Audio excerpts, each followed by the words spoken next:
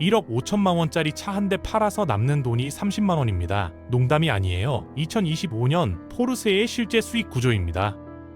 영업이익률 0.2%, 1년 만에 99%가 증발했거든요. 남자들의 드림카, 성공의 상징, 엔지니어들이 공학의 정점이라 부르던 그 포르쉐가 지금 뿌리부터 흔들리고 있습니다. 20%에 육박하던 황금 같은 마진은 사라졌고 주가는 상장 당시의 절반으로 쪼그라들었으며 3분기에만 1조 3천억 원이 넘는 순손실을 기록했습니다. 중국 판매량은 30% 폭락했고 CEO는 결국 자리에서 물러났습니다. 도대체 무슨 일이 벌어진 걸까요? 오늘은 포르쉐 제국이 어떻게 무너지고 있는지 그 충격적인 진실을 낱낱이 파헤쳐 보겠습니다. 포르쉐의 몰락을 이해하려면 아이러니하게도 그들이 가장 화려하게 빛났던 순간부터 돌아봐야 합니다. 강남 산타페라는 말 들어보셨습니까? 20년에서 30년 전만 해도 한국에서 성공의 상징은 그랜저였고 2010년대에 들어서면서 소득 수준이 올라가자 벤츠 E클래스와 S클래스가 그 자리를 대신했죠. 나 이만큼 잘 산다는 걸 보여주는 상징이었습니다. 그리고 지난 10년간 그 정점의 자리를 차지한 게 바로 포르쉐였어요.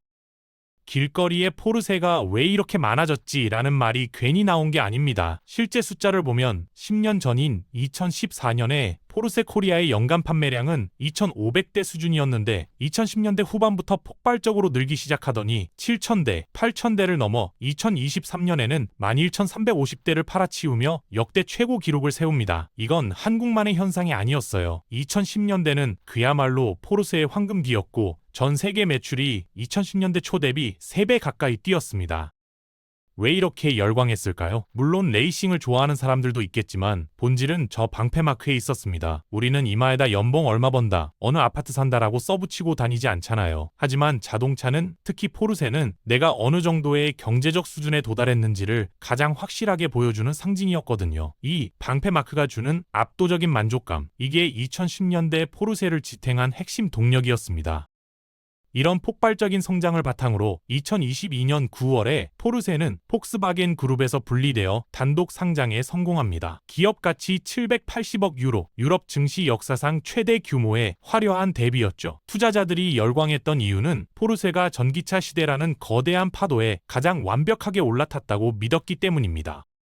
사실 포르쉐에게도 고민은 있었습니다. 모기업인 폭스바겐 그룹 전체를 뒤흔든 디젤 게이트 스캔들은 포르쉐의 명성에도 흠집을 냈고 유럽연합이 2035년부터 내연기관 신차 판매를 금지하겠다고 선언한 건 100년간 내연기관 기술력으로 먹고 살던 포르쉐에겐 사형 선고나 다름없었어요. 거기에 테슬라까지 등장했습니다. 일론 머스크는 전기차는 섹시해야 팔린다며 2억 원이 넘는 로드스터를 내놨고 이게 캘리포니아 부자들에게 실제로 팔려나갔거든요. 포르쉐 입장에서는 프리미엄 전기차 시장이 열리는 걸 직접 목격한 겁니다.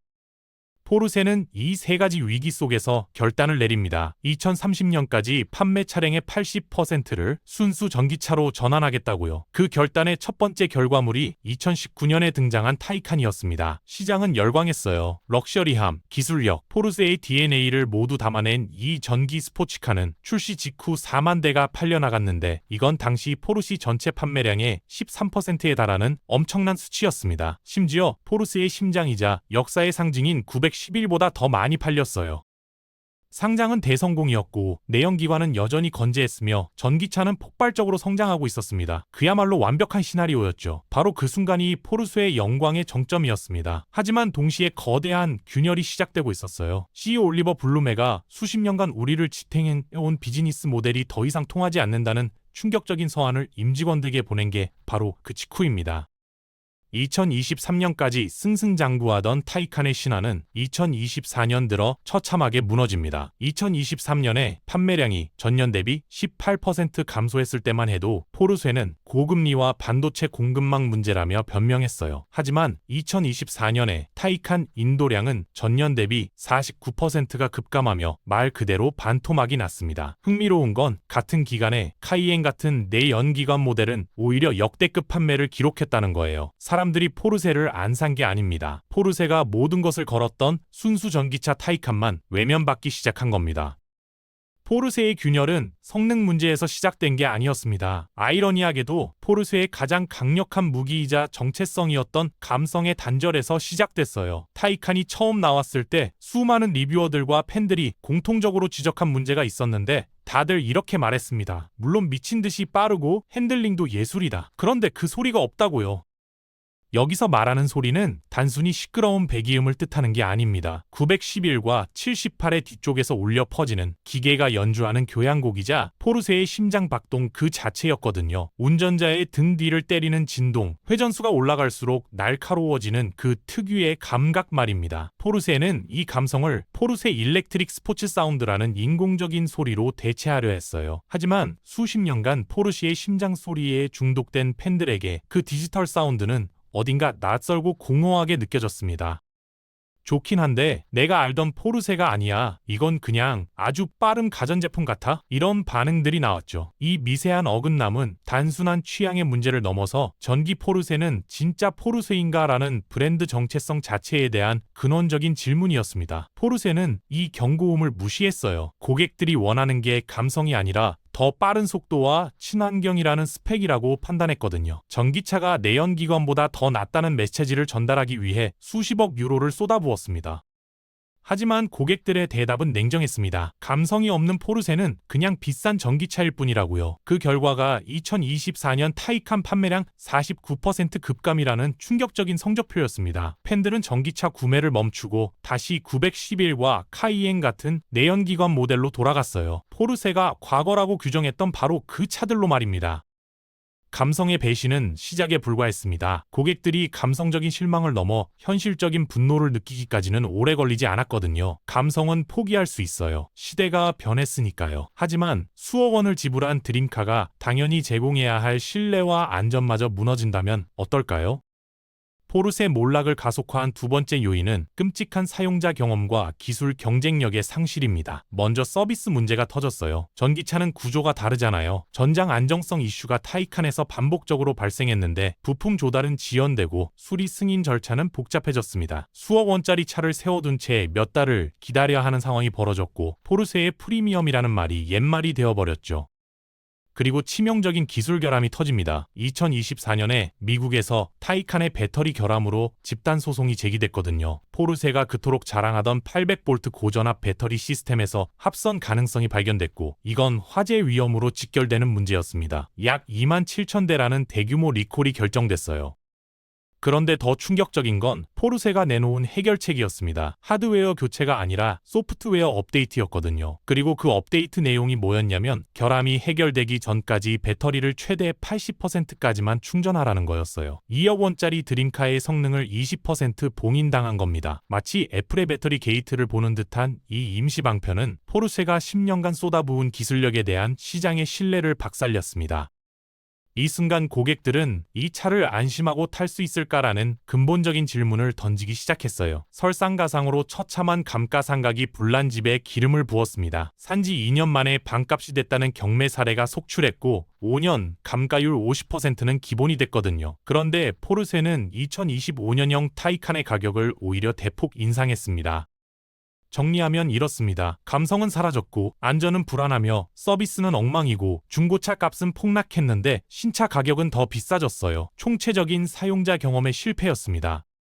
포르쉐가 이렇게 기술 문제로 허우적거리는 사이에 그들이 무시했던 중국의 BYD는 뭘 하고 있었을까요? 전기차의 가장 큰 한계는 주행거리와 충전 속도입니다. 특히 충전 속도는 내연기관 주유 시간을 도저히 따라갈 수 없었죠. 그런데 2024년 8월에 BYD가 충격적인 기술을 공개합니다. 액체 냉각 방식의 메가와트 충전 시스템, 이른바 슈퍼 플랫폼이라는 겁니다. 이 기술의 핵심이 뭐냐면 단 5분 충전으로 400km를 주행할 수 있다는 거예요. 5분이면 내연기관차가 주유소에서 기름을 꽉 채우는 시간과 거의 같거든요. 전기차의 마지막 한계가 무너진 겁니다. 이게 왜 어려운 기술이냐면 높은 전압으로 급속 충전을 하면 배터리 온도가 급격히 올라가서 안정성을 해치기 때문이에요. 포르쉐의 800V 시스템이 화재 위험에 부딪힌 것처럼요. 그런데 BYD는 이걸 해낸 겁니다. BYD 왕천프 회장은 딸이 태어나고 며칠 뒤에야 처음 얼굴을 봤다는 일화가 있을 정도로 워커홀릭인데, 과거에 중국 공무원이 배터리 환경오염을 지적하자 그 자리에서 전해질 용액을 원샷해버렸다는 전설적인 인물이에요. 포르쉐가 80% 충전 제한이라는 소프트웨어로 문제를 덮을 때 BYD는 5분 완충이라는 하드웨어 혁신으로 시장을 흔들고 있었던 겁니다. 내부에서는 신뢰가 무너지고 외부에서는 경쟁에 밀리는 이 총체적 난국의 결과는 2025년 참혹한 성적표로 돌아왔습니다. 1분기에서 3분기까지 포르쉐의 영업이익은 고작 4천만 유로였어요. 작년 같은 기간에 40억 3,500만 유로를 벌었거든요. 99%가 증발한 겁니다. 황금알을 낳는 거위라 불리며 20%에 육박했던 영업이익률은 1년 전 14.1%에서 0.2%로 수직 추락했고 3분기에만 9억 6천만 유로, 우리 돈 1조 3천억 원이 넘는 순손실을 기록했습니다. 포르쉐가 직접 밝힌 참사의 원인은 크게 세 가지입니다. 중국 시장의 붕괴가 첫 번째인데 1분기에만 42%가 폭락했어요. 미국의 고율 관세 부담도 컸습니다. 미국은 현재 유럽산 자동차에 25%의 관세를 부과하고 있는데 벤츠나 BMW와 달리 포르쉐는 미국 내 생산 공장이 하나도 없거든요. 모든 차량을 독일에서 만들어서 수출하기 때문에 25% 관세 폭탄을 고스란히 다 맞아야 했고, 이로 인한 추가 비용만 7억 유로, 우리 돈 약 1조 원에 달합니다. 하지만 이 모든 걸 압도하는 최악의 비용은 전략 실패를 인정하는 비용이었습니다. 포르쉐는 결국 백기를 들었어요. 그토록 자신만만하게 외쳤던 2030년 순수 전기차 80% 목표를 공식적으로 철회했습니다. 대신 죽어가던 내연기관과 하이브리드 모델을 상당 부분 유지하기로 후퇴한 거죠. 이 후퇴의 가장 상징적인 사건이 셀포스의 청산입니다. 셀포스가 뭐냐면 포르쉐가 2021년에 우리의 심장은 우리가 만든다며 야심차게 설립한 자체 배터리 생산 자회사예요. 포르쉐만의 고성능 배터리를 직접 만들겠다며 전기차 시대의 핵심 기술을 내재화하려던 계획이었죠. 그런데 불과 4년 만에 이 모든 계획을 전면 백지화하고 공장을 청산하기로 했습니다. 직접 해보니 도저히 수지가 안 맞는다는 걸 인정한 셈이에요. 이 잘못된 전략을 재편하고 셀포스를 청산하는 데 드는 비용만 무려 31억 유로, 우리 돈 4조 4천억 원입니다. 전략 수정은 피를 동반합니다. 2029년까지 3,900명 감원을 예고했고, 포르쉐 최고 재무 책임자는 올해가 저점이라며 내년부터 가격 인상과 인력 구조 조정으로 실적을 개선하겠다고 밝혔어요. 결국 이 거대한 전략 실패의 비용을 소비자와 직원들에게 전가하겠다는 의미입니다. 결국 이 모든 실패의 책임을 지고 CEO 올리버 블룸에는 사임하게 됐고, 2026년 1월에 새로운 수장으로 미하엘 라이터러스가 영입됩니다. 그는 페라리 최고 기술 책임자를 거쳐 맥라렌 CEO를 역임한 정통 슈퍼카 전문가이자 하이브리드 전문가예요. 순수 전기차가 아니라 다시 감성과 하이브리드를 아는 인물을 구원투수로 다급하게 부른 겁니다.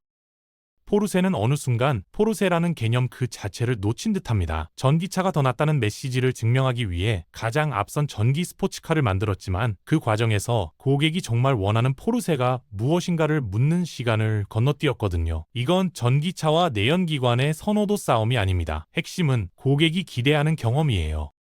포르쉐는 전기차로 기존 내연기관의 감각을 억지로 대체하려 했고, 그 과정에서 팬들이 수십 년간 사랑해온 포르쉐만의 신호, 그러니까 사운드와 촉감과 기계적인 리듬을 스스로 희석시켜버렸습니다. 타이칸의 방패 로고만으로는 911이 주던 그 심장의 전율을 전달하기에 충분하지 않았어요. 결국 포르쉐가 잃어버린 건 스펙이 아니라 심장입니다. 스포츠카는 0.1초 빠른 제로백 같은 숫자 경쟁으로 완성되지 않거든요. 그 차에 시동을 걸고 운전대를 잡고 코너를 돌파하는 매 순간마다 느낄 수 있는 감정의 합으로 완성되는 겁니다. 포르쉐의 몰락은 비단 포르쉐만의 이야기가 아닐 거예요. 전동화라는 거대한 파도 앞에서 브랜드의 본질을 잃어버린 다른 모든 브랜드 역시 비슷한 벽에 부딪히고 있습니다. 전동화의 선도주자로 불리던 포르쉐가 스스로 전략 수정과 후퇴를 선언한 지금, 이건 글로벌 자동차 시장 전체의 전기차 방향성에 거대한 변화의 신호탄이 될 겁니다. 처방은 분명합니다. 포르쉐가 회복해야 할 건 판매량이 아니라 신뢰예요. 그리고 그 신뢰는 화려한 광고나 스펙 시트가 아니라 오직 압도적인 경험에서만 나옵니다. 그들이 다시 숫자를 회복하기 전에 먼저 포르쉐만의 감성과 사운드, 그들만의 디자인 철학을 다시 정립해야 해요. 그리고 그 차를 타본 오랜 포르쉐 오너가 마침내 고개를 끄덕이며 이렇게 말할 수 있어야 합니다. 그래, 이게 포르쉐지.